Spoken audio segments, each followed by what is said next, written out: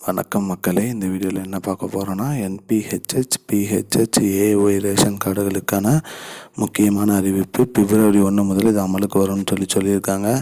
அது என்ன அப்படிங்கிறத பற்றி தான் இந்த வீடியோவில் பார்க்க போகிறோம். நம்ம சேனலுக்கு யாராவது புதுசாக வந்திருந்தால் மறக்காமல் நம்ம சேனலை சப்ஸ்கிரைப் பண்ணி பெல் ஐக்கானை கிளிக் பண்ணிக்கோங்க. இந்த வீடியோவுக்கு ஒரே ஒரு லைக்கை மட்டும் கொடுத்துருங்க. வாங்க வீடியோக்குள்ளே போகலாம். அதாவது ரேஷன் கார்டுகளுக்கான முக்கிய அறிவிப்புன்னு சொல்லியிருக்காங்க. அது என்ன அப்படின்னு பார்த்தீங்கன்னா, ரேஷன் பொருட்களோட எடை குறைபாடை நிவர்த்தி பண்ணுறதுக்கான திட்டம் ஒன்றும், மேலும் கூடுதலாக 2 பொருட்கள் ரேஷன் கடையில் வழங்குவதாகவும் சொல்லியிருக்காங்க. அது என்ன அப்படிங்கிறது தான் பார்க்குறோம்.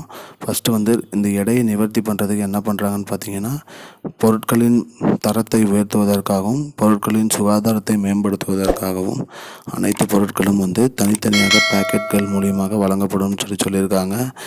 1 கிலோ, அரை கிலோ அந்த மாதிரி பேக்கெட்டில் கொடுப்பாங்க அப்படிங்கிற மாதிரி சொல்லியிருக்காங்க. மேலும் அரிசியும் மூட்டை கணக்கில் 10 கிலோ மூட்டைகள் கணக்கில் கொடுப்பதாகவும் சொல்லியிருக்காங்க.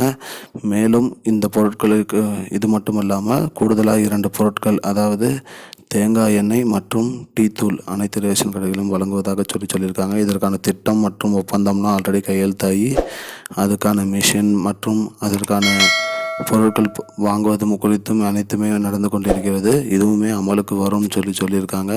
அனைத்து ரேஷன் கடைகள்லையும் டீ தூள் மற்றும் தேங்காய் எண்ணெயும் கூடுதலாக வழங்குவாங்க. மேலும் இந்த பொருட்கள் எடை குறைபாடு இல்லாமல் இருக்கிறதுக்காக பேக்கெட் மூலியமாக வழங்குறோம் அப்படிங்கிற மாதிரி சொல்லியிருக்காங்க. இதுதான் மக்களே இப்போதைக்கு முக்கியமான பயனுள்ள தகவல். இது போன்ற பயனுள்ள தகவலை தெரிஞ்சுக்கொள்ள நம்முடைய சேனலை மறக்காமல் சப்ஸ்கிரைப் பண்ணி வச்சுக்கோங்க. நன்றி மக்களே, இன்னொரு வீடியோவில் சந்திப்போம். I don't understand your jokes, man. Because it's not a joke. முன்ன பின்ன தெரியாத ஒரு பையனுக்காக விடுற அந்த மனசு இருக்க, அதான் கடவுள்.